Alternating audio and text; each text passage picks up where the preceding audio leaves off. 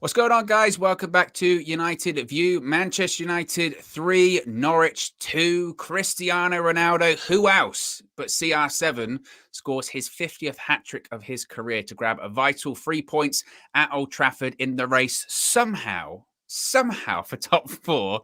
His 21st goal of the season was the winner. Joined this afternoon by James. How you doing, mate? Yeah, good, mate. Scraping 3-2 wins against bottom of the league. How life is fantastic as a United fan, eh? Oh, it's wild. I mean, what a craziness. I mean, we're gonna obviously, guys, get into all of it. Before we get into anything, I'm sure you've heard it a million times today, but subscribe, bottom right hand corner. I think it's 45. We'll be doing checks throughout the stream, throughout the show. It's 40, yeah, 45 subscribers away. So if you haven't already, be sure to subscribe, bottom right-hand corner, on the road to 100K. If we can do it in this one, we are taking full transparency, all credit. Like, Yeah, it's us, okay? We're full-on yeah. tap-in merchants. That's what we're going for today. So if you haven't already, subscribe, bottom right-hand corner, smash a like on the like button. Super chats are also open, as always. Just click the dollar sign. But, James, where'd you start with that game? What were your thoughts about it? The players just like you're watching them, and like if Ten Hag was watching that game, right, he'd see glimpses from various players where you're like, okay, maybe you can get something out of them, and then you just see people playing and making mistakes over and over again. I'm not going to single players out like it because there was several of them, but Harry Maguire, Bruno Fernandes, like people that should be able to make 5 yard passes and track simple runs, just not doing it. So it's like, remember a couple of weeks ago when Liverpool had that game and had all those false positives and like it was all in the news and stuff. It's like some Yeah, of our exactly. players are returning false positives for football and ability, mate, because they seem to show a bit of positivity, like, oh, I can play football, and then it's like, oh no, I play for Manchester United. I'll just let someone run across me and score a tap in at the back post. Like, it's just so bad, mate. And that was bottom of the league. Bottom of the league. Exactly. And that's the real thing I think you have to take away from it. And we have to be almost, I think, cautious, because this has happened to us like more than a couple of times this season, where late goal or a game that's quite chaotic, and we do get a goal that we're really happy about, or Ronaldo pulls us out of it, and we're like, yeah, what a feeling. You're coming out of Old Trafford, or you're coming off of watching it on the TV, however you watched it, and you're buzzing. You're like, yes, but you have to take a step back. I feel it's really important to look at this in context and go, look, they are bottom of the league. They scored 8 goals away from home this season. 20% of their away goals came at Old Trafford today. They had chances to score more than 2 goals. And we've got a 37-year-old, greatest player of all time, dragging us through, beating essentially a championship side at home. Yeah. That's the reality of today. And look, it's great, 3 points. It stops the rot, because our recent form has been really, really bad. Was it before today? I mean, it's like 3 wins and 8. I think it's Yeah. something like that today. Oh, It's yeah. not great. It's still not great. It was a crazy game, but somehow, James, and I can't even believe we're having this conversation. Honestly, I can't believe we're having this conversation. But Tottenham lost in the early kickoff. They lost to Brighton at home, which is a game you would just feel like, with Brighton's form recently and Spurs' form recently, that's a given. But they lost. Arsenal, they lost away to Southampton. To be honest, not totally shocking considering their recent form, but they lost as well. Manchester United win just at Old Trafford against bottom of the league. Is somehow top 4 back on, at least somewhat? Reluctantly, I'll say yes, but it's nothing to do with how we're playing in our form, mate. I've said Right. all along that the reason that we won't get top four isn't because other people won't drop points. It's because we're not capable of capitalising on their mistakes. Now, this is arguably the worst top four race I've ever witnessed. Like, when people go on, and I'm sure we'll get into individual players in a bit, but when people go on about our players and how good they are, I'm like, we are 5th or 6th in the league in the worst like top four race that I can ever remember. Like, you've had seasons where the top four has been like separate from the rest of the league, right? You've got 70 odd points and finished in Yeah, the top yeah. four. This season we are 5th or 6th or whatever, and there's so many poor teams that are ahead of us. And I just can't believe that we're in this race, but we're in this race because everyone's a shambles, mate. When you were talking about like taking a step back and all that, like I'm not at the game today. It's one of the first ones I've missed this season, but the emotions of being at the game, I'd be reacting very differently now if I was there. Yeah. I know It's I'd be tough, isn't gathered it? round. Yeah, it is. Like, I'd be gathered round with, Marcel would come round the corner and we'd be having a little hug and a dance and we'd be screaming and shouting, like, top four's back on, Arsenal have lost, Spurs have lost, like, bring it on, 100k soon, we're buzzing. And, like, sometimes, like, you get caught up in the hype of it, right? Emotion's a real thing. Whereas when you're watching on TV at home, you're kind of looking at it and being like, oh, yeah, we're really not that good. We're really not that good. The league's really poor. They are 20th in the league. We struggled against them away. We struggled against them at home. You said 20% of their away goals have come at Old Trafford. They had something like 15 shots, 10 corners. Like, we're Yeah. conceding so many chances. If we concede those on Tuesday, pick a score, mate. Pick a score that's high single figures, maybe double figures, because you cannot give a team of Liverpool's quality, as we've seen with the score at the moment, Yeah. that number of chances and expect to get away with the result like we did today. But thankfully, like you said, greatest of all time, pulled us through. And he's 37, and we shouldn't be having to rely on Juan Mata, Nemanja Matic, and Cristiano Ronaldo at a combined age of 109 to pull us through a game. Literally, and look, again, when Mata came on, and this is what's wild, when Mata came on, he was one of the most energetic players on the pitch. For the second game in a row. Ronaldo, in the last few minutes, he's sprinting back into the right-back position. And Mental. you can go, oh, it's great that Ronaldo's doing that, and, Mata, and blah, blah, blah. But, like, just having that conversation in general is just crazy. Like, and that kind of sums up Manchester United. It really does. It's just...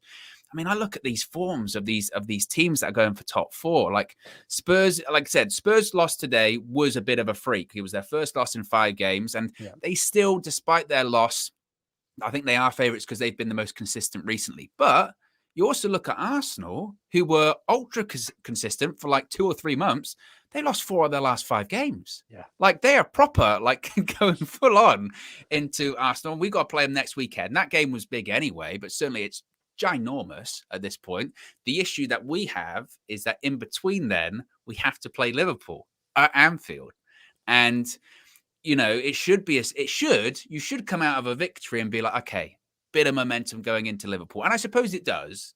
Certainly for the players, they'll be thinking like, okay, stop the rot a little bit, especially with our recent form in the league. Stop the rot a little bit, and now we can go to Anfield at least with some kind of momentum. We're back in a race, right? But from a fan's perspective, do you still look at Tuesday's game? And if anything, are you even more worried? I don't know. I'm very careful of expecting anything of this team. The only the only thing I'm expecting is us not to win. Really, like I'm very careful of expecting anything positive based on what I've seen before, because I know that even though momentum is a thing in football, this team it just doesn't seem to have it like other teams of the past have. Like, we have a win and you expect them to go and kick on. And unfortunately, they just don't. Every time this season we've expected them to kick on, they haven't. I think something like we've not won 4 consecutive games all season. I think we've only won 3 consecutive games twice all season. And Marcel was going on about us putting 5 together in a row. And I basically said to him, I'm like, what cloud are you on, mate? We've put 3 together all season twice. And you think at the business end of the season, we can put 5 together with this bunch of players? Like, mate, I love you, but cloud cuckoo land, honestly, like delusional. It's crazy. Like, he's our type. I can't wait for the fan view later on with Marcel, because it's going to be, and I don't do a good Marcel impression. Flex is a really good one. But it's going to be like, Flex, I'm telling you, this is positive. This is positive. These are building blocks. Then he'll start doing, Rashford was a little bit like this, and Bruno was a little bit like, oh, mate, Marcel, I love you. But I mean, come on. He is. He'll be like, he will. He'll definitely do it. He'll go up to him. He's like, what did I tell you, Flex?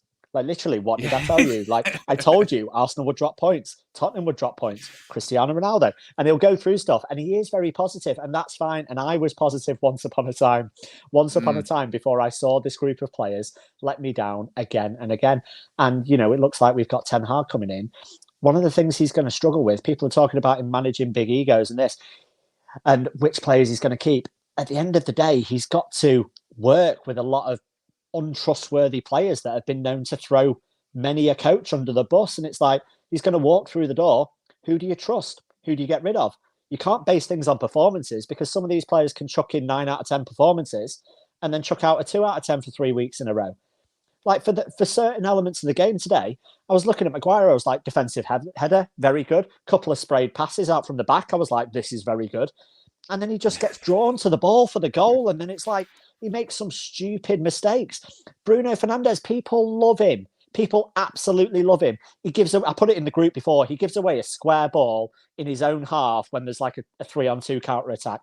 10-yard square ball. He did it again. He tried to nutmeg a player, and then they broke another counter-attack. And people are telling me he gets in a Pep Guardiola team and that he's going to be the first name on Ten Hag's team sheet. Dreaming, mate.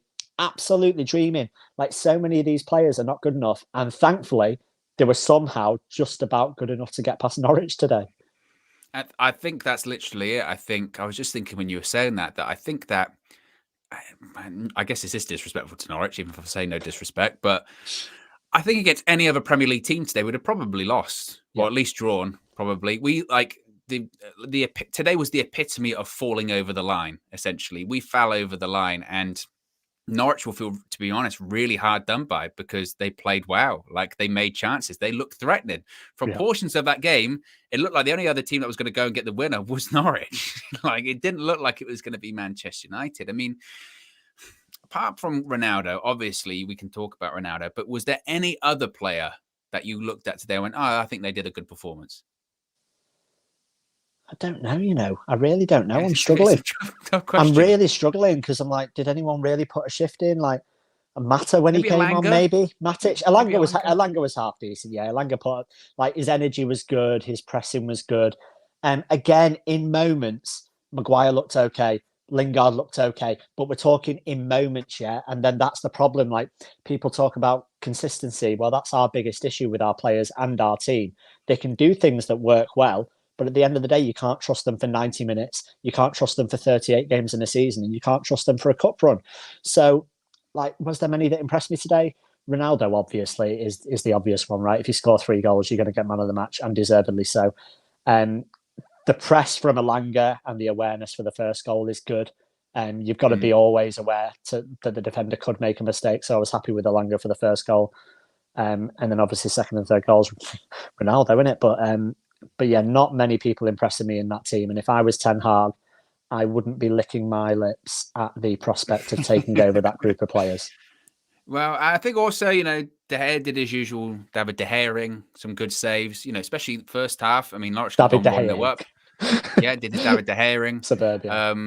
Right after they pulled it back to 2-2, again, De Gea, he always has, it's scary, to be honest, that there is at least one, like, I want to say wonder save, but top draw save per game. There's at least one. Yeah.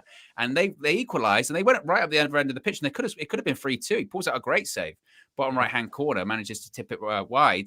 Yeah. And it's just, again, it's just wild. It's just, watching these games is just wild because you pull your hair out and yeah, it's great to win, but, and we were talking about this before we went live. I'm really hesitant to be negative. I really am. And look, I can tell KG's excited. He's saying, come on, United, and he's in a good mood. But that was a tough watch. And I think once the euphoria does wear off, and I guess it depends on your personality and all that kind of stuff, your optimism, depending on how quickly your euphoria wears off, I think most people will probably come to the same conclusion of, yeah, still not. Still not great. And then the reality check, of course, is Tuesday. Were there any players that stood out to you as playing particularly bad or worrying today? It's an easier question than who played well. It is. I could list far more players that played bad than played good, and that probably sums up our season. I just think, and I'm not going to pick any one of them out, I think defensively we're very poor. We're very poor. Yeah. It comes from, I don't know what their coaching is on that side of things. Total lack of organisation. People seem to be pointing a lot to spaces, not knowing when their man is. I've said it before, but we defend so narrow.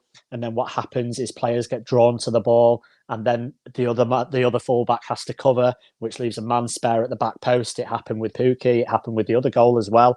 It's like, so Dalot gets nutmegged for their goal, and then Maguire just rushes out to the ball, which means that Tellez has to cover his centre-back. So therefore, at the back post, there's no one, right? And that's a big problem. I'd say so many, like, people say we don't have a pattern of play. We do, right? Most of the goals we score come from high transitions, high up the pitch. Like when Fred's playing, he wins the ball high up, gets rid of it, and like to someone else and we tend to score. That's where a lot of our goals come from. It's very rarely a 30 or 40 pass move, cutting teams open, moving it from side to side, Yeah. nice play, Not even a rapid great counter, finish. not even rapid No, counter really anymore. You no. know what I mean? It's like mistake, something Mistake, happens, yeah. Well, it's exactly the same as our first goal, right? Mistake at the back, someone gets it, plays a quick ball, 1-0. That's like how we score. How we like concede is either quick transitions from them where we not defensively set, or a defensive mistake where someone comes across, gets attracted to the ball, and then it leaves a spare man at one of the posts. It happens over and over again. And I used to think it was a player issue, but I don't think it's a player issue because whether we play Wan-Bissaka or Dalot, whether we play Telles or Shaw, we can see the same type of goals over and over again. So it's clearly a coaching issue. I'm not exactly sure why we play so narrow, and maybe we don't have the defenders that are fast enough to cover the space in Maguire and Lindelof. Yeah. They can't cover forward and back and left and right. So therefore our fullbacks have to tuck in. But it's a big problem when 20th in the league are putting two past you easily at Old Trafford and could have had more. Yeah, I mean, it's true because there are so many goals. You can point to them, and it's not even just this season, it's the last 2 or 3, really, where there'll be a goal and it'll be a cross into the box or a cutback, and the player that scores the goal will be in so much space, and the fullback then gives it that and goes, like, I had no idea that guy was there. I had no idea that they were there at all. And you're right, it happens on the right-hand side, whether it's Dalot or Wan-Bissaka. Because I used to think it was a Wan-Bissaka thing. I was like, oh, Wan-Bissaka never knows who's over his shoulder. But Dalot's done the same thing. He did it against Atletico in the Champions League. Yeah. Telles did it today, where, I mean, the amount of time that the player had to score that first goal was insane. Like, the amount of space. And I said at halftime to KG, and to be honest, we shouldn't even really be comparing ourselves to like your Liverpools or your Cities or your Chelseas at this point. But like that isn't a goal that they concede. That just wouldn't happen. Like there is an opposition player does not get that much space into the box, and there is, like you said, so many errors that lead into it as well. Dalot gets beat far too easily, and like you said, Maguire. I don't know why he just decides to attack that space. That isn't there. He's just like, I've said it before, he's a magpie, mate, and the ball's something shiny and he just goes, or he's a fly to a light. He can't help himself. He sees the ball and he lunges in, and I don't know why he lunges in because he's got no recovery pace. So as soon as someone turns, he can't get back. So it's like absolutely nuts. I don't know why he does it. But he's completely out of his depth, and attackers know he's going to do it, right? So they just play to it. They play a ball into feet, they hold him off, wait for him to lunge in, and then just spin him, and they're gone. They're through. It's a big hole in his game, a big, big hole in his game. Yeah, and I think also just in general, like you said, when you criticize the defensive unit, because there were a couple of times today where Lindelof obviously was in for Varane. He played last weekend as well, but a couple of times, like it's one pass splits those two centre backs in half, and they're in, and you just and I somewhat empathize and sympathize with him a little bit because I did feel that at points today we might as well have not had a midfield. Like there was not a midfield there at points. And I think that those that like to criticize Fred or McTominay, call them passion merchants, call them work rate merch, whatever it may be, look, that's why you have them in there. That's why you have at least one of them or maybe both, because if you don't, you do get a team that's bottom of the league like Norwich that can just walk through you or pass through you because there's nobody there. And that's what happened when we had, I mean, the formation today was kind of difficult to read at times. But I think it might have been like a 4-1-4-1, maybe sometimes into a 4-3-3. I don't know. But at points, there just wasn't a midfield there today. And maybe, and like you said, it exposed an already very fragile defensive unit. I think it exposed our dire need for a 6, right? Like, because if you want to play 1-6, you can't have Paul Pogba there. We know that. Matic has announced his retirement or his intention to leave at the end of the season. So you can't have him there either, which leaves Fred or McTominay. Neither of them can play alone there as well. McTominay's made an okay job of it in some games, but in others he's looked poor. So it's like, while he's learning the role or could be potentially used in rotation, you have to get someone else in who's of higher quality. Now, we've been linked with various people, but it's like it's the most important position for Ten Hag to address because at the moment, like even if he plays with 2 6s, I think I was listening to Ajax the other day when he was speaking with Faz on his space, and he was saying that he likes to play with a 6, a 10, and then someone to connect the space because he was talking about like Van der Beek and where he'd fit, and he would probably be the one that connects the 6 to the 10. And he was saying that's how he plays, but we do not have, especially with Matic going, we don't have a specialist 6 in the team, and it's so easy to pass between the lines of Manchester United, like from back to front. we're talking about a team that's 20th in the league and doesn't score goals away from home, right? And they pass through us. Honestly, hot knife through butter, mate. So easy to get them back to front. They don't even need imagination. It's just so easy. They play a ball, and in fairness to Norwich today, they played some good stuff. And I tell you what, some of their first touches of some of their players were phenomenal. And I was like, it made me question things, actually. I was like, our team's fifth in the league, and we go on about Jadon Sancho and Paul Pogba and Rafael Varane and all these players that we think are amazing, right? And why didn't Sancho get a call up to the England team? He's tearing it up for United. Yeah, he's tearing it up for a team that are fifth or sixth in the league. Smith Rowe got in because Arsenal were ahead of us in the league. Henderson got in because Liverpool are ahead of us in the league. Sterling and Grealish got in because City are ahead of us in the league. Dyer gets in because Spurs are ahead. Like, all these teams are ahead of us. So do we just live in this little bubble where we think, when we were growing up, if people played for United, they were in your international team? And like now it's like, you know what? If you're that low down the league, just because they're playing well for Manchester United doesn't mean they deserve that call up, or doesn't mean that we need to think of them as world-class players. Like, the more I think about it realistically, do any of those players I just mentioned, your Pogbas, your Brunos, Varans, get in championship winning teams at the moment? And I'm like, I don't think they do. I really, really don't. And I think we're kind of blinded by the fact that we're watching this standard of football each week and they stand out in a poor standard. But it's like, say, for example, you've got a team that bosses the championship and they win the championship by like 30 points. And you think, oh, they play amazing football. They're going to be amazing in the Premier League. They come up to the Premier League, they get 20 points and get relegated. And that's how I see it. It's like we're watching this dross, this low level of competition. So your good players stand out as potentially amazing players. But whenever you actually compare them to people that are doing jobs for teams better than us, they're nowhere near that level, mate.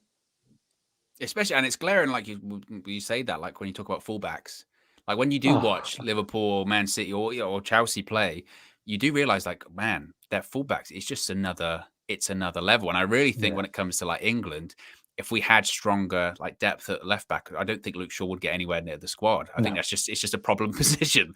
Mate, João Cancelo, Cancelo is probably, like, if he was to play for United, he'd probably be the most technically gifted player in the team.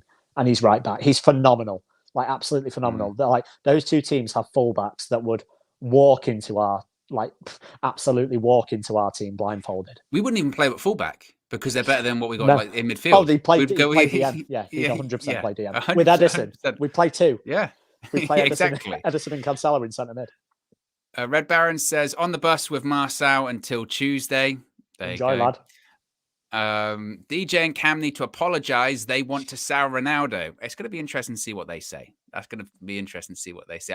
Look, we were talking about this before we went live, actually, that I've always, my opinion's always been, and I've said this a couple of times, I'm very hesitant or remiss to criticize Cristiano Ronaldo because I'm always just like, who are we? He's going to shut you right? Up. Yeah. Well, and just like, if there's anyone that's a modicum of slack, it's probably him. And he does stuff like today. My biggest problem with Ronaldo this season has been the fact that we rely on him so much at 37 and the fact that he's our only option. Like right now, he is literally our only option. I understand there are different factors involved in that, but he is our only option up front is crazy. And that's the problem because he can't do it every week. And also as well, in his prime or on his ascendancy, whether that's a Manchester United or Real Madrid, he was surrounded by great players up front that could also carry that burden a little bit. Has he ever been that guy that's just got the entire team on his back and carried him through? Probably not, because just at this level of football, it's tough to do. When he was at United originally, he had a season where he was playing with Rooney, with Tevez, with Berbatov as a front four. So if he's not playing well, which does happen, you bring them on. When he's at Real Madrid, he's got Gareth Bale and Benzema helping him out up front as well, doing the hard yards, and Luka Modric doing passes and all that kind of stuff, right? So when it comes to United, and and we're just looking at him going, you're gonna get us top four, are you? It's like, again, maybe in my peak, maybe, but also I'm not surrounded by the best, like you said as well. So that's always been my thing with Ronaldo, and he will do stuff like today, like we said, league games back to back at home. He's got 2 hat tricks. That's insane. That's crazy. But the fact that now, and this is going to be the thought process, is that we've got Liverpool on Tuesday. We're going to be thinking he's got to do it again. That's because that's all we've got. He's got to do it again Tuesday. And again, that's concerning, is it not? It's really worrying, mate. But at the end of the day, like you talk about, like he's not the kind of man to carry teams or on his own and hasn't been throughout his career. I don't think football's like that anymore. Like I can't name many players that just carry teams. Like people, like teams obviously have superb players. Barcelona have Lionel Messi, but if you think that Lionel Messi carried that Barcelona team when you've got Xavi and Iniesta and a superb backline and loads of people around him, then you're dreaming. And it's the same like people say it with like Kane at Spurs, but Son's a superb player, absolutely superb player, and they link up really well. Like Aguero at City, but you had David Silva feeding him for years and De Fernandinho mopping everything Bruyne, up. De Bruyne, yeah, there's not Torre. these, yeah, there's They're not surrounded these by great single players. players. Yeah, like Didier Drogba, okay, yeah, but you've got Lampard and you've got Robin, and like I don't see anymore like these single player teams. So like we need obviously much more quality around Cristiano Ronaldo. Unfortunately, the problem for Ten Hag is you don't build a team around a 37-year-old striker. So while Ronaldo may be an option for him next year, I don't think he's the option that he should build his team around if he wants to stay here for the long term, 4 or 5+ years. Ronaldo's a superb player. I've always said, listen, he's 37, and I'm going to get shut down for this, but he is on the decline. We know he's on the decline. If you disagree, that's fine. And I know I'm going to get heat for saying that because he's just scored back-to-back hat-tricks in the Premier League. Ronaldo was the greatest player of all time and arguably is the greatest player of all time. So he's on the decline, right? He's coming down, but he's coming down from the very, very, very top of the game. Like we're talking best player that's ever played the game in over 150 years of the history of the game, right? So he's coming down. So just because he's falling from that level doesn't mean he still can't perform at a really high level and go and smash in hat-tricks against Spurs and against Norwich. Of course he can do that, but he's not going to do it week in, week out. He didn't do it against Atleti, didn't do it in other games. He did. So he's not the person that you're going to rely on, but at the same time, he's still capable of the frankly ridiculous like he did today. And yeah, was it Faz in the chat? Sue? Yeah. Yeah, bring it on. I see. Well, this is when you know you're making it big time, when you announce your entry into the building. And he's talking about himself in the third person as well. Yeah. He's like the Rock. The Faz is in the building. Honestly, he's got Italian also there as well. Since he started like hosting Twitter Spaces, his popularity's gone through. He's big time now. Big up, Faz.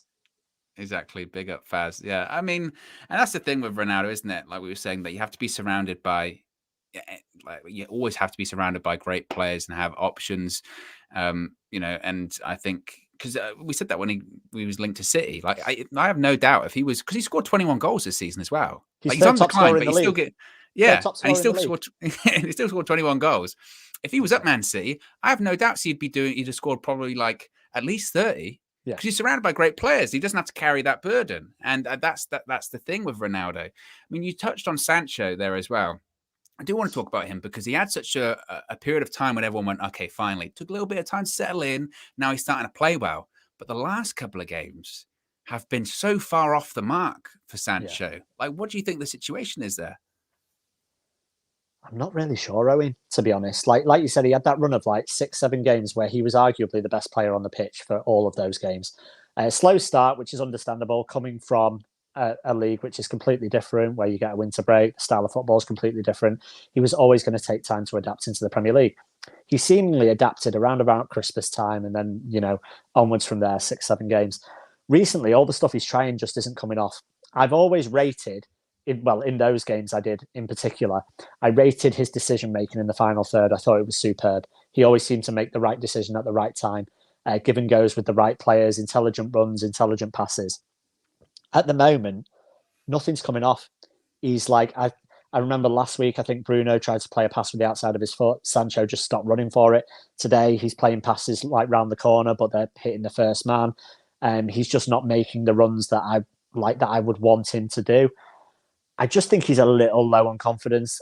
I think the team in general is low on confidence. And for his style of football to work, your little give and goes. I saw Lingard play a nice one into Ronaldo in the box where he played like a back heel and then Ronaldo took like a snapshot. Yeah. That's the kind of thing I like to see from Sancho. I'm just not seeing enough. I don't think the constant change of left wing, right wing helps him much. I think it would help him if he could build up regular partnerships with a fullback so he can figure out, when to when Dalot or Shaw or whoever is going to overlap, when they're going to hold off, when he needs to go inside, outside, etc. So I don't think that helps. But there's no question that he's not playing at the level he was like a month ago. and he needs to come through it. It's not like Rashford low-level confidence, but No. it's a mini crisis of confidence for sure. Yeah, let's talk about Marcus Rashford because, of course, Let's he came not. off the bench. He came off the bench, but like, and again, like, I don't want to be super, super negative, but you'll struggle to find a more, I don't even know how to describe it, like lethargic, timid, and just overall just bad performance coming off the bench. Like, he must have given the ball away at least a handful of times when he came on. He wasn't. It wasn't even really running, And you do feel bad. Like, you do when you watch him at the moment. You do feel bad because you just feel like he's so, I don't know, nervous or apprehensive, or he knows that he's not playing well and he's not sure what to do. And it's games like today where he comes on and he is so poor, where you just go, mate, you probably just shouldn't play for the rest of the season. Yeah. And again, that sounds drastic, but I mean, something has to kind of be done, doesn't it? It does, mate. We all think that like being a Manchester United player must be the best job in the world, and there's no doubt it's a fantastic job when things are going right. But when things are going wrong, it must be horrendous, mate. Like, he mustn't know where to turn at the moment. He would open his social media and just get abuse after abuse. He would go onto the pitch where he calls home and has done since he was a kid and get 75,000 people screaming at him. Like, he just mustn't know where to turn at the moment. He's obviously suffering from a massive crisis in confidence, like I said a little bit about Sancho. Can he come back from it? I don't know. I've changed my mind on Rashford's ceiling. I don't think he's ever going to reach world-class level. I think that's kind of a given now. He had the potential maybe when he was younger, but I think he's fallen off too much. Can he get back to almost where he was? Maybe. But at the same time, it's like, who's going to give him the time to get back there? Because at the moment in football, you don't get that kind of time. We see it at Manchester City, in a properly run football club. We can sign you for £100 million, but if you're not playing well, you're not playing well, mate. Like I said with John Stones, like, he was signed for 50 million quid. We didn't see him for 18 months. He was basically in exile. It was like, see you They were later. going to sell him. Yeah, They were going it to was sell like, him. see And you he just later. happened Like, to come back in through injury, yeah, didn't he? And then played well. And then they went, okay, you can carry on playing because that's how it works. yeah. Ake, 40 million, never got near the team for ages. Like, Grealish, 100 million, like, no problem not being played in certain games. And it's like, we're just at a different level where we seemingly are trying to play players through confidence. But if those players aren't helping us get good results, we probably can't do that in the future. And Ten Hag is supposedly one of these players that works with people on the training pitch and can improve individual players. And God only knows, like, hopefully you can improve Marcus Rashford, because he's someone that he needs to spend some serious one-on-one time with if we're not going to sell him, because he's a bit of a problem at Manchester United at the moment, because you're trying to shoehorn a player in that, quite frankly, at the moment is nowhere near the level needed to be a United player. Well, and also as well, it's just even so he's on the bench, and then the moment he is coming on, the fans are thinking it, he's thinking it, going, is he going to play well today? Is this going to be the one where he actually snaps out of whatever he's in and all that kind of stuff? And you feel it. And maybe he is thinking about Ten Hag and, I'll just, okay. And, maybe Ten Hag thinks, oh yeah, I can get my arm around him and it'll be okay. But from what you hear about Ten Hag as well, he's this disciplinarian and doesn't take it, and if you're not playing well, you don't stick to the game plan, you're off and you're not coming back in.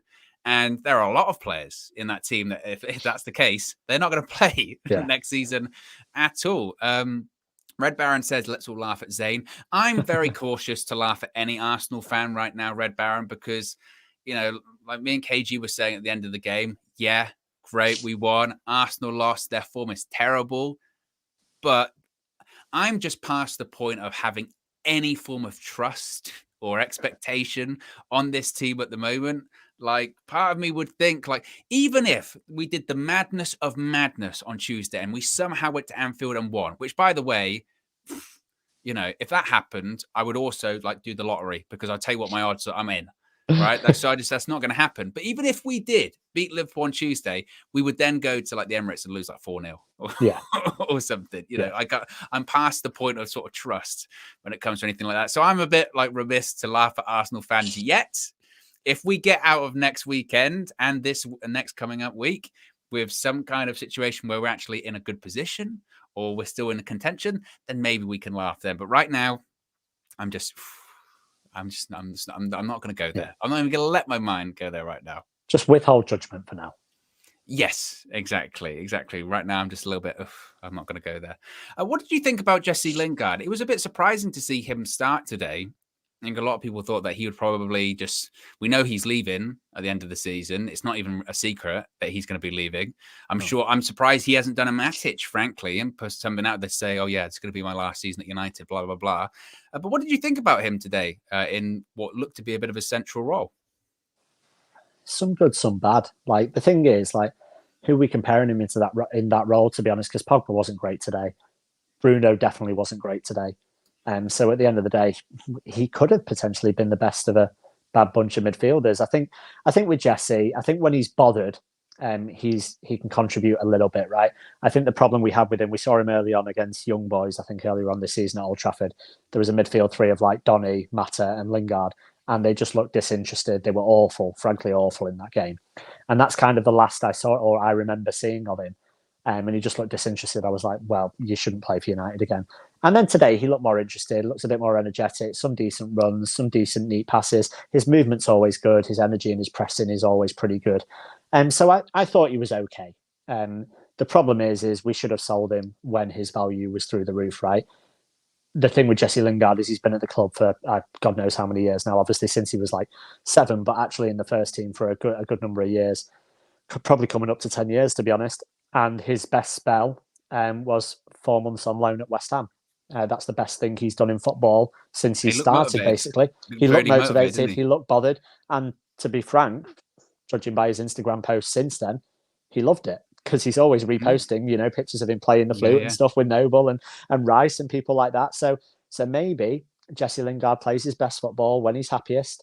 And maybe he was happiest at West Ham because, like, he is leaving Manchester United at the end of the season. Would I rather see like a Hannibal in there, someone that's got a future at Manchester United rather than Jesse Lingard? Yes, but then we also play Pogba, who's leaving. We also brought Matic on, who's leaving. There will be several other players, I imagine, that play today that will be leaving. Juan Mata came on, for example. He'll probably be leaving. Will Ronaldo be there? We don't know. So I would prefer to have a bit more like of a visionary look on things and think, right, look towards the future. Are these players going to have a future at United? Maybe. So therefore, if they potentially have a future, can we use this time to see what they're about rather than play people that we know are going, that we know what they offer and it's not good enough? I do want to talk about Paul Pogba. You spoke about players that were leaving because when he got substituted, audible boos. There were people booing. You could hear it. As we've been live here, there's been some more stuff on social media. So as they were actually walking down the tunnel after the game, Paul Pogba was reportedly getting booed by the Stretford end, seemingly. He actually cupped his hand to his ear at one point, and the boos, of course, got louder as well. Regarding the Paul Pogba boos, Ralph Rangnick has said this, quote, "I didn't hear, but I was told after the game. I can totally understand the fans being frustrated, but I don't think they should be targeting players individually. This is not right or fair." What do you think about the Pogba reaction? Because Flex was talking about it last week as well at Goodison Park. He said that where he was, it was loud and actually quite almost concerning. Some of the the booze or abuse and whatever that he was getting. What did you think of the reactions today from the fans? And does this go to show, especially with his reaction of cup in the ear at the end, that he's out the door, like the relationship's severed at this point? I think, unfortunately, it is. I think he loves and has loved the club for a while, but unfortunately, he knows he's going, and that relationship's been severed. The problem with Paul Pogba is, one, he doesn't help himself, and this isn't at all me laying the blame at Paul Pogba. I think he gets a massively unfair treatment from fans and the media, to be massively from the media. But he doesn't help himself. Stuff like cup in the air and stuff doesn't help. I'm not going to go into why there's an agenda against Paul Pogba, because I think everyone can quite clearly see there's an agenda against Paul Pogba. And I think talking about it just adds fuel to the fire that doesn't need to be there, to be honest. But he is treated unfairly to different players at the football club. He doesn't get a fair crack at things.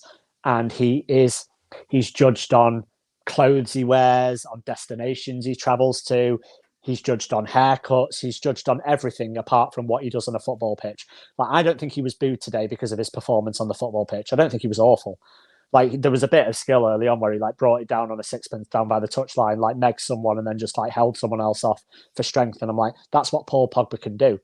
Now, if he's being booed because he's audibly said he wants to leave, and people think he's not worth 500 grand a week or 400 grand a week, that's one thing. But I'm also not a fan of just booing anyone. I don't think it helps the situation.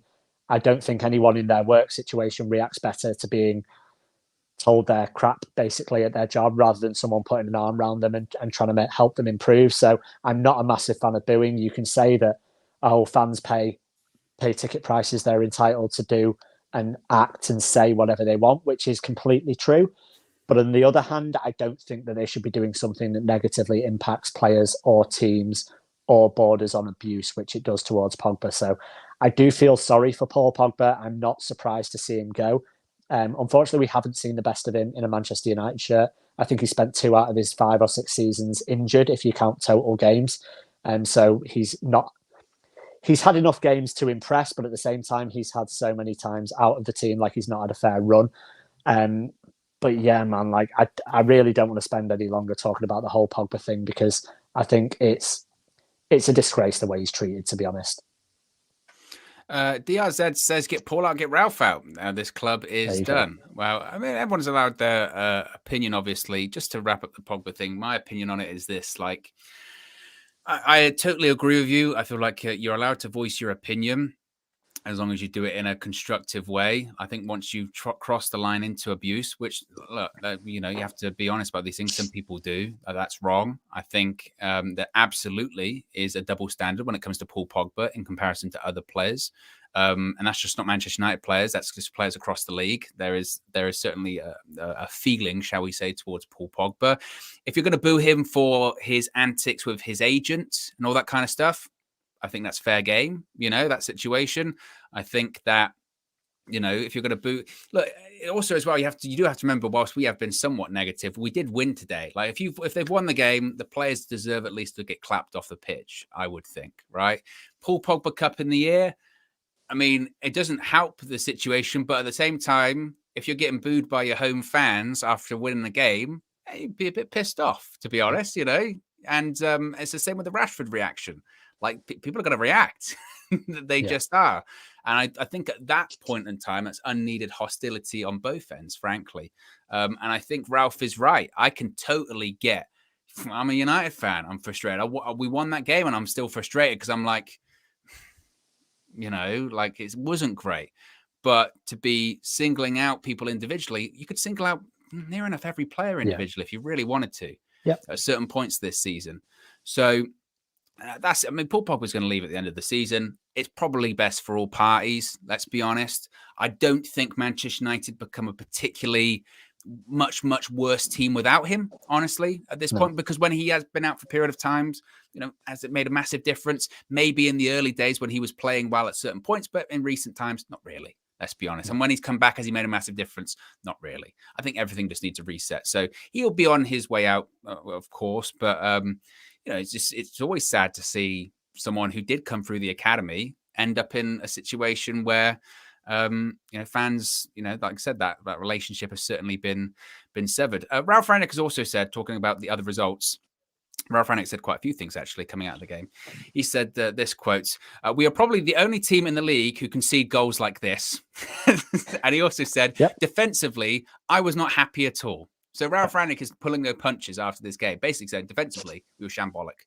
We were awful. And he's not wrong. He is not wrong. He also said, quotes, "The results elsewhere were good, but it doesn't make sense to look at other results. We need to raise our game." So essentially, look, Ralph's saying, not to pat ourselves on the back, but Ralph is basically saying what we've said here. Great. We won today. Results went our way. Great.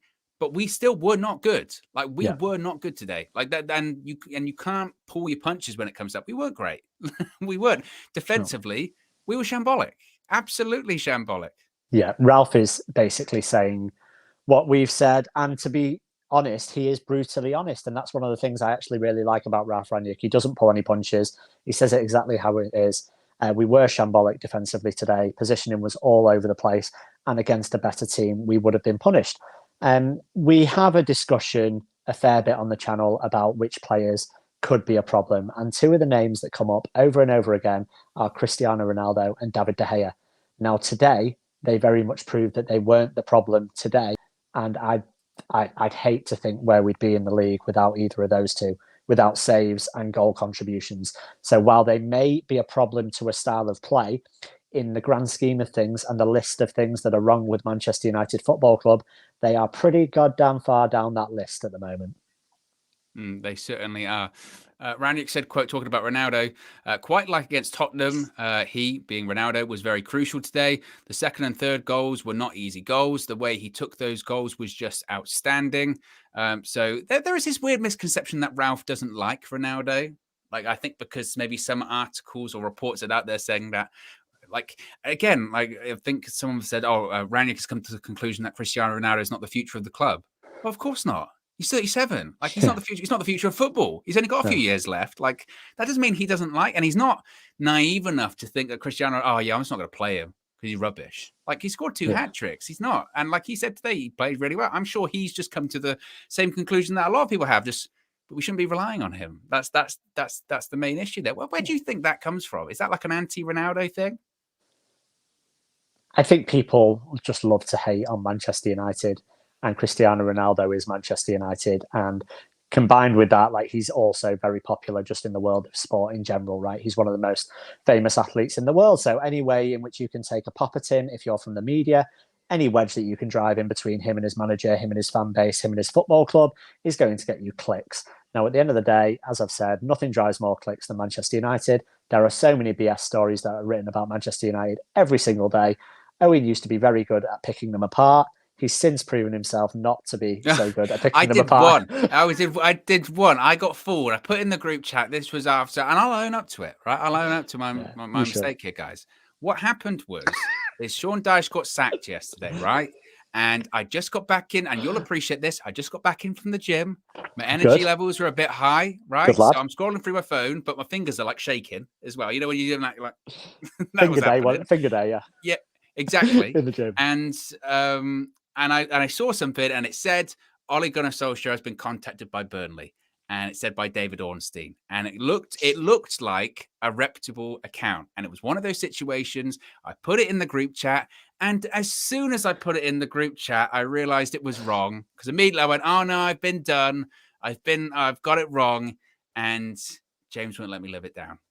Because Owen's the fact checker of the group, right? So Owen is the person that revealed a couple of days ago that he drives the speed limit on like Grand Theft Auto. Like, he's very, very PC, aren't you?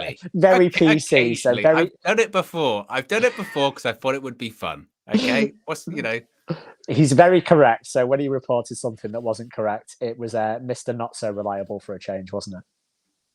It was, and you make one mistake, it follows you around for the rest of your career. It does. It really does. Garnacho was named on the bench today. Of course, he didn't come on. But what did you think about him being named in the squad? Did you think at any point he was going to get on? I saw Flex and Marcel on the road trip, and Flex was proved right in this case, going, look, Hannibal's going to be on the bench. Garnacho's going to be on the bench. They're not going to come on. They're not. And they didn't. Do you think he's going to play any minutes this season? Or was it just a case of, let's put him in a match day squad just to kind of familiarize yourself? I think both of those could be true. I'm a big fan of them being in the match day squad just to familiarise themselves, to be honest. I've said all along that Charlie McNeil should be in the squad learning from Cristiano Ronaldo, see how he conducts himself on a day-to-day basis, see how he goes about things, see how he finishes, see his movement, see his intelligence, see his work rate, see his drive, all those kind of things you can learn from as a young player. They could have come on. I don't think they were never going to come on. The problem is it depends on how the game's going. I don't think you chuck them on if we're 3-2 up with 2 minutes to go and you need a calm head. I think you bring Juan Mata on, you bring Nemanja Matic on, you bring people like that on, right? If we were 3-0 up at home with 15 minutes to go, 5 minutes to go, would you get them on just to get a reaction from the Stretford end? Yes. However, we've got, 8 games left this season, 7 games left. How many games are we going to be 3-0 up at home and going comfortably? Probably none. So from that logic, they probably won't get any minutes. But I don't think it's from a lack of willingness from Ralph. I just think it's probably not going to be the right situation, because we're never going to be in that situation in a game where we've got that level of comfort that it's a great time to throw them in. Yeah, I mean, back in the day, you're right. Back in the day when under Sir Alex, a game against bottom of the league at home, we would be 4-0 up and he would bring them on, like Yeah, with 30 minutes left, because he'd say, look, we won the game and it's just good for them to get minutes and get acquainted and all that kind of stuff. But it wasn't that game for it today. I do no, think it's funny, though, Garnacho, because obviously we've heard lots about and we've seen those clips. We saw him training with Messi on international duty and all that kind of stuff. But he's a left winger, yeah, which we've got a few. yeah. We've got a few of them. So where does he fit in the future then? Well, good question. I actually I wouldn't mind seeing him as a wing back, to be honest. If we ever do play a system Right. where we use wing backs, I wouldn't mind seeing him there. It also doesn't hurt to have rotation in those things. Like, I know people nowadays, like, our first 11 is miles away from where it needs to be. But if I go back, and I talk about history all the time, but our 99 squad, we had York, Cole, Sheringham and Solskjaer. We had 4 world-class strikers, right? And they were happy to rotate. I do think it's important to have a squad. Like, if I look at Liverpool this season, has their first 11 improved much? No, but their squad has dramatically improved, I think.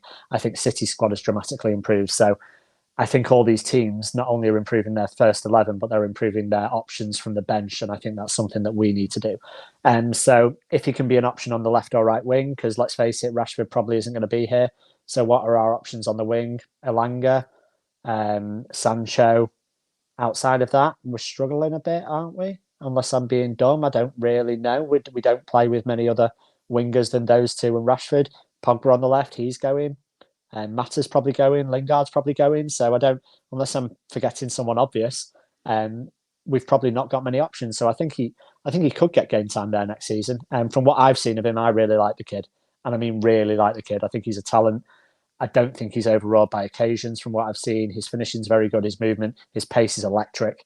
I like him, but there's about 5 or 6 players that I like from the youth setup, and I'd like to see involved in the squad. Whether they make the step up or not, we'll never know. We'll never ever know. Like, I remember speaking about James Wilson before, and he actually scored in his There debut was a against load of Hull. hopes. Yeah, Yeah, yeah, there's loads of hopes about him. loads of hopes. Great youth career. Stepped up, scored in his debut in front of the Stratford end, and people were going nuts and like, oh yeah, he's the next thing. And then he, in interviews since, has basically said, listen, like, I just wasn't ready for it. I wasn't ready for the pressure cooker that was Old Trafford. Like, it was a totally different feeling than playing in the youth setup. And you've got people that have gone on and made it from the youth setup, like all the class of 92, and you've got people that haven't and have scored and then disappeared, like Makeda, for example. So there's no guarantee that just because I rate players or someone else rates players that they're the answer or are going to come into the team. But they should have the chance to be in the squad, learn from the players around them, and be given the chance and see if they've got what it takes to be a United player. And I think also when it comes to those youth players, I spoke about this with KG the other day, that I think some United fans, maybe you need to have a bit more of a realistic approach to, say, the transfer business in the summer, because yeah, there's going to be loads of people leaving. Obviously, there's going to be loads of people leaving because we're getting lots of contracts expiring, and people like Matic are saying, yeah, I'm leaving as well. So we could see, possibly double figures leaving in the summer. Yeah. But Man United buying 6 or 7 players, I just don't see that happening. No. I really don't. I see 3, 4 maybe. Yeah. I mean, if we got 5, I'd be like, that is crazy. I really just don't see that happening. So I do think you're right. There probably will be spots there for some of these younger players because we're just going to have positions to fill. And Yeah. I think Ten Hag, given where he comes from at Ajax, which is just like, okay, well, we're going to give him a shot because they basically have no choice, and that's the philosophy. But I think also he'll look at people like Garnacho, he'll look at people like Hannibal, he'll look at people like Garner and all that kind of stuff and go, you know what? Why not? Why not? Because what we've been using before isn't great, and we've got to drastically reduce the age of that squad. And you get people like you said, you get people like that come in, like James Wilson, that just you never see again. Or you get people like, say, like Elanga or Rashford or whoever that come in and they go, actually, they can step up. And it's just being given the opportunity. It's whether they sink or swim. That's just that's it when it comes to youth. And it is funny, isn't it? Because for a club, and our record with youth is great. And what's the stat that we've played an academy player in the squad or the team? It's like 3,000 and something games. Yeah. Something ridiculous. But I just don't know that transition from the youth team to the first team is not as smooth, I think, as we'd like it to be. You know what I mean? Yeah. I think it's almost a little bit. Well, like I said, we think that playing for Manchester United is a dream, right? And it was my dream. It is my dream. Like, I've always had it. And I think like for some of these lads, it is their dream. It's everything. But at the end of the day, like just because it's your dream doesn't mean it's going to work. And you know, you can get scouted, but the majority of players at that level don't make it, unfortunately. Like I've spoken to numerous people who had really good like youth careers, prospects and stuff, and they've gone on to different careers. They just didn't make it in football. I mean, how many conversations do you have with people in adult life that were like, "Oh yeah, I used to play youth level at, I don't know, Crewe or Oldham or somewhere," like literally like people have played all over the place, right? But unfortunately, people drop off because top level football is exactly that, top level football. We get skewed a bit sometimes because we expect much more of Manchester United players. So we say they're not top level players, but let's face it, if they turned up at your average five-a-side game, they'd probably be running rings around you, whether you think they're any good or not. And so yeah, with youth football, I think people don't necessarily realize until you've been sort of in the system. Like youth football, like there is a massive problem with youth football in the UK. Like some of the best players that this country ever produced will never get anywhere near a team because they don't have the resources of someone that's willing to take them to a game every week or twice a week, or they don't have someone that's willing to take them to training 3 or 4 times a week, or you know whatever it may be. I remember when I was a kid, I went to Oxford, I played in goal, and the other goalkeeper was the manager's son. Like so I'm not playing, folks. Like that's just like not happening, you know. And like, you know, stuff like that happens. It does, you know, youth football is crazy. It does happen, mate. Like I tell this story quite a bit, but my brother was a decent footballer when he was younger, like never like pro level, but decent footballer. And at school level, he came up, he used to play left back and he played against a right winger. And he had this, I was watching the game and he had him on toast and like was absolutely easy game, like no worries at all. So you fast forward like 10 years and that right winger was someone called Alex Bruce, who was then centre back for Hull and Steve Bruce's son. So you fast forward 10 years, my brother sat on the couch at home and Alex Bruce is marking Fernando Torres in the Premier League. And it's like, it's who you know, mate. So people talk about United, just to bring it back to us and jobs for the boys and, you know, Carrick and McKenna and Solskjaer and Phelan and all this. It's like football in general is jobs for the boys and has been for a long time. Who you know is very, very important in this industry. Very important. Exactly. It's very, very true. Anyway, guys, look, we're going to wrap it up there. If you haven't already, be sure to subscribe, bottom right-hand corner. We are 35. 35. Ooh. Away. We've done a little bit of a dent in it. So 35. Close. We're not going to get the tap in. I might just, if we're on like 1, just stay on. I'm going to just stay on. If we get to like 1 this evening at like midnight, I'll come on and do like a 5-minute live stream. Just be like, someone subscribe. And then just tap it over the line. Like, come on, be the ultimate. I know people think you're joking, but you're 100% doing that.